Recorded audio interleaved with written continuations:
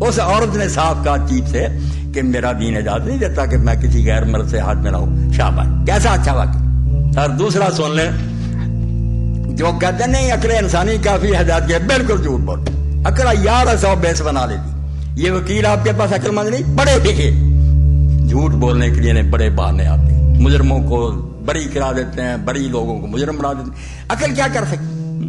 کچھ نہیں. اب دہلی میں کیا کیا کہ لڑکیوں کے مدرسے کے لیے استاد مرد رکھے. یہ خبر پڑھیں اور دین کی طرف آ جاؤ خدا کے بندو، ورنہ مچھی پتھر چاٹ کر واپس لوٹے کوئی فائدہ نہیں. دھکے کھا کر کھاؤ گے. دین جو ہے یہ صراط مستقیم. اب مرد رکھے گئے لڑکیوں کو پڑھانے کے لیے.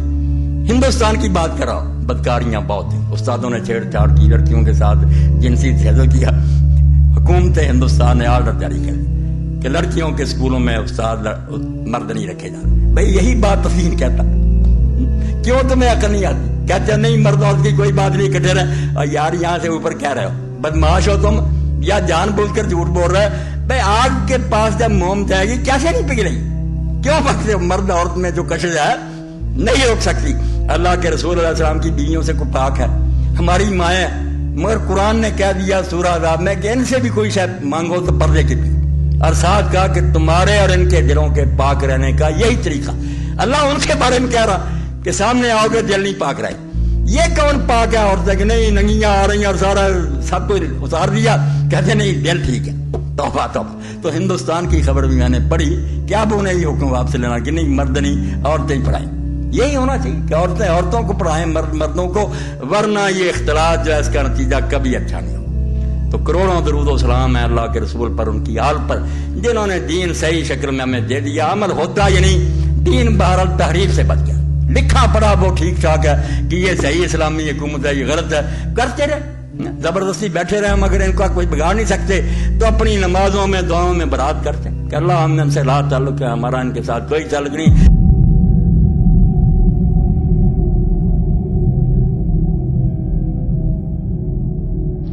جو اصل بات ہے اس کو سمجھ لیجئے.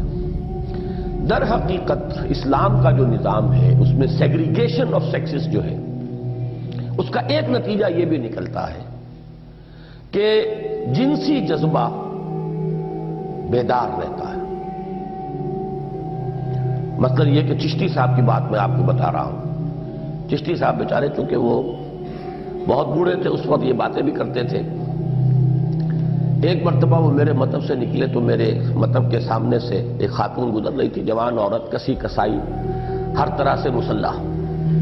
اب چشتی صاحب جو ہے اس کے ساتھ ساتھ چلنا شروع کیا. انہوں نے بار بار اسے دیکھ رہے ہیں، اللہ اللہ، پھر اللہ اللہ. حضرت یہ آپ کیا کر رہے تھے؟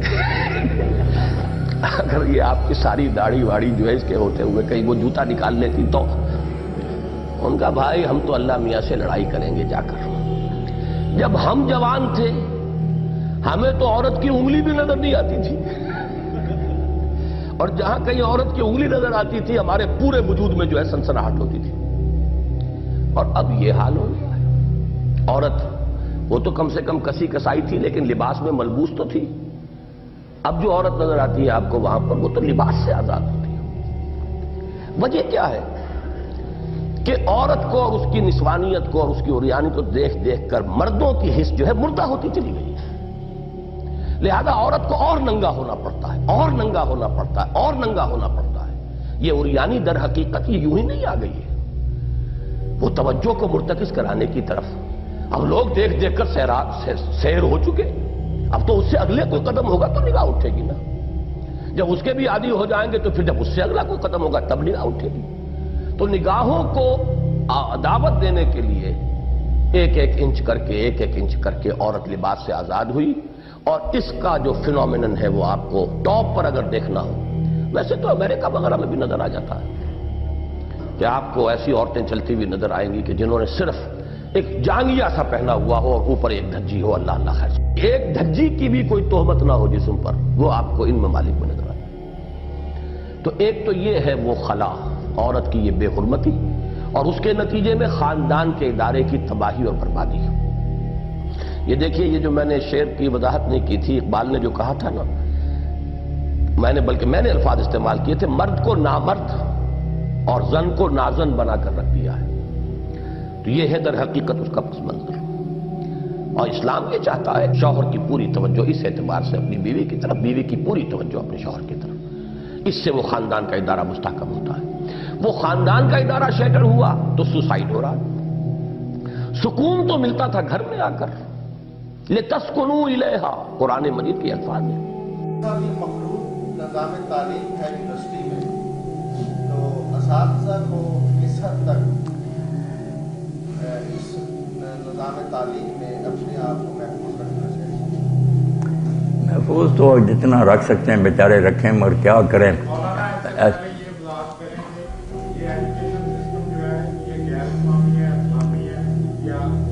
ہاں یہی بات اصل میں تو یہ بات ہے کہ یہ سارا نظام تعلیم جو ہے نا یہ ہے غیر اسلامی. مخلوط غیر مخلوط تو الگ رہا رہا. یہ سارا نظام تعلیم جس کی بنیاد الحاد اور کفر پر ہے. اس میں اللہ کا نام اگر آ جاتا نا، چیمہ صاحب یا کوئی پروفیسر اپنی طرف سے کبھی اللہ رسول کا ذکر کیا، ان کی اپنی مہربانی ہے. ورنہ انہوں نے نامرادوں نے ایسا نظام تعلیم بنایا کہ اس میں بھول کر بھی نہ خدا کا ذکر ہے نہ بالکل کفر اور الحاد کی تعلیم. اس لیے جیسے سید مودودی نے وہاں اسلامیہ کالج میں کانووکیشن تھا بی اے کی سند تقسیم کرنی تھی، وہ خطبہ تقسیم ہے. مولانا کیا بھائی یہ جو سند دے رہے نا آپ کو، یہ ہے ڈیتھ سرٹیفکیٹ. انہوں نے اسٹڈی کر لی اپنی طرف سے کہ تم کافر ہو چکے ہو. اگر تم بچ گئے ہو گئے تمہاری خوش کسر نہیں چھوڑی انہوں نے بے دین بنانے. تو ساتھ ہی اور کریلا اور نیم چڑا مخلوط، یہ تو مخلوط جو ہے اس کی دین میں کیا گنجائش ہو سکتی. آپ دیکھیں جس صورت کا ذکر کر رہے تھے درود شریف والی، وہاں امت کی سب سے اعلیٰ ترین خواتین رسول اللہ کی بیوی جن کو مائیں کہا گیا اور کہا آپ کے بعد بھی نکاح کا ان کے بارے میں کوئی سوچے نہ ورنہ مردود ہوگا، ان کو اللہ نے کہا کہ ان سے کوئی چیز پوچھنی ہے نا یا لینی ہے فَاسْأَلُوهُنَّ مِن وَرَاءِ حِجَابٍ، پردے کے پیچھے. اور وہاں جو اللہ نے تشخیص کی کہ ان کے دل بھی اور تمہارے دل بھی پاک رہنے کا ایک طریقہ، یعنی رسول کی بیویاں جو اللہ کا کہا ان کے دل بھی اسی حالت میں پاک رہے. جب ان کے ہاں خطرہ ہے کہ کھلم کھلا میل ملاقات اور دل پاک نہیں رہ سکتے تو ہم کون ہیں. تو یہ بہانے ہی بناتے ہیں یہاں سے اوپر ہی کہ نہیں آدمی کو اپنے پر کنٹرول ہو. آپ بچے سب جانتے ہیں، استاد بھی جانتے ہیں، یہ منہ کی باتیں. ورنہ میرے استاد سے پروفیسر منظور حسین شور ہے تو سوشلسٹ ذہن کے تھے، شاعر تھے. وہ کہتے تھے جھوٹ بولتے ہیں، بالکل کتے بکواس کرتے ہیں. آگ پر موم رکھ دی جائے اور کہا جائے وہ پگھلے نا، جیسے یہ ناممکن ہے. عورت مرد جب بالغ اکٹھے ہوں گے سہاری نہیں پیدا ہوتا کہ انہیں آپس میں ایک دوسرے کی طرف کش لینا.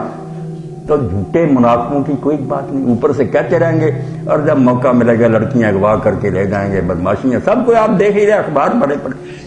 تو دین میں ان چیزوں کی کوئی گنجائش نہیں. نظام تعلیم ایسا ہونا چاہیے، بالکل صحیح تشخیص ہے. اس کو درست کر دیں، کوئی کام نہ تحریکیں کرے نہ تم. اگر چاہتے ہیں نا کہ اچھی نسل جنم لے، نظام تعلیم اور تعلیم دینے والے اساتذہ کے انتخاب کے وہ خود دین کو ماننے والے ہوں، عمل کرنے والے، صرف کتابیں نہ پڑھائیں، نمونہ ہو بچوں کے سامنے، اس کو دیکھ کر بچوں پہ رنگ چڑھے. اس کے لیے ضروری ہے کہ یہ سارے سلیبس نئے سرے سے تیار. سچی بات یہ کتابیں آپ کہاں سے منگا لیں کوئی فائدہ نہیں ہوگا.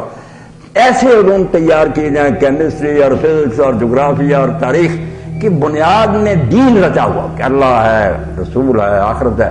اس میں اس طرح سمو دینا کہ آپ پڑھ جغرافیہ رہے، اس میں نظر آئے گا کہ جو زمین کو چلا رہا اور اس نے یہ سامان کیے ہیں، کہیں پہاڑ ہیں، کہیں آبشاریں کیوں بنائی. جب حکمت نظر آئے گی آپ بالکل دعائی دیں گے کہ واقعی یار ہم اس کمرے میں جغرافیہ نہیں پڑھ رہے، قرآن پڑھ رہے ہیں. جی